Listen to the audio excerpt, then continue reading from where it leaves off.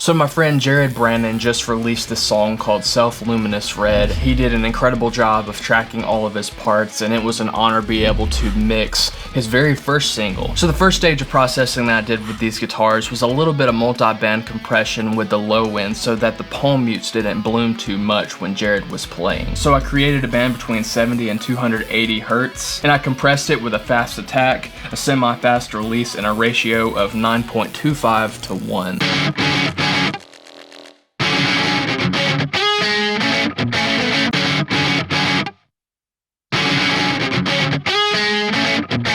So the next stage of processing that I incorporated was multi-band saturation with FabFilter's Saturn II. The reason I really love to use this plugin is just to round out some of the transients so that I'm able to place it within the mix a lot better.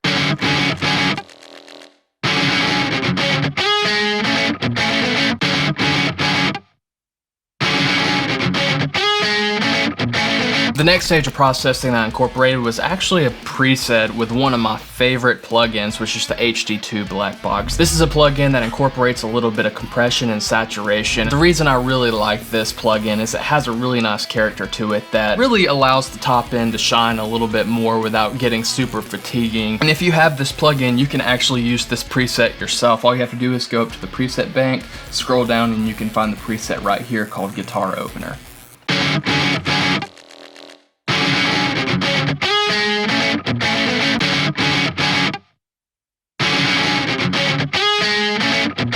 So the next plugin is a plugin and a preset that I have spoken about in the past, which is with the API 2500. And it's a preset that I picked up from Taylor Larson, where he just used a slower attack and a fast release with this specific plugin to bring out a little bit more pick attack. I usually set this plugin to where it's doing no more than 3 dB of reduction.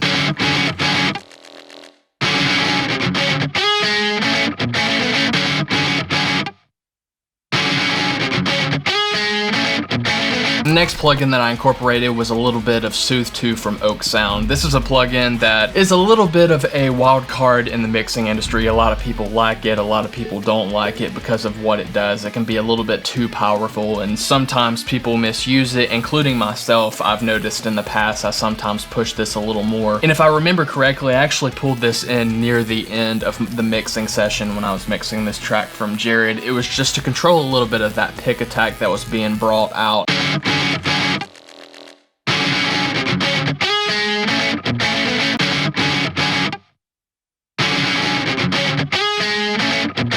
And the final stages of processing was a little bit of reverb and delay in parallel with these rhythm guitars. One thing to note before going into a mixing session such as this song, because throughout this song there is a lot of dynamics that take place, so understanding the trajectory of what you want in the mix and your client wants in the mix is really important to be able to separate the different sections of the song so that I can do a little bit of differentiation between the processing that I do between each section so that it's not as repetitive. So for the reverb, I used the ever awesome Pro R from FabFilter. This is one of my all-time favorite, probably at this point my favorite reverb plugins to date. And I actually used a preset in this plugin. If you go up to the presets, you go down to large, you can find the preset at Chapel 2. And following this, I have a little bit of the FabFilter Pro Q3 where I'm killing a little bit of everything in the middle of the stereo image, as well as filtering everything below 820 Hertz and everything above 5200 Hertz. This just allows for it to be a little bit more clean in the low end and the top end, because in this song there is a lot of things going on, such as synths, pads, textures,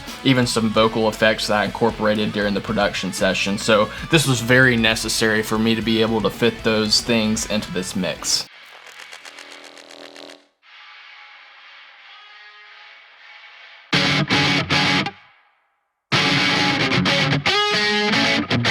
And for the delay, I used a little bit of an eighth note on the left, a quarter note on the right. I did no filtering, a little bit of feedback on the dual echo mode, and the style was Memory Man. The reason I really like the Memory Man setting is on every repeat, it starts modulating and filtering out on the repeats. That's really important for me to be able to slot this within the mix. And following this, once again, I had the FabFilter Pro Q3 doing the same exact thing that I was doing on the reverb.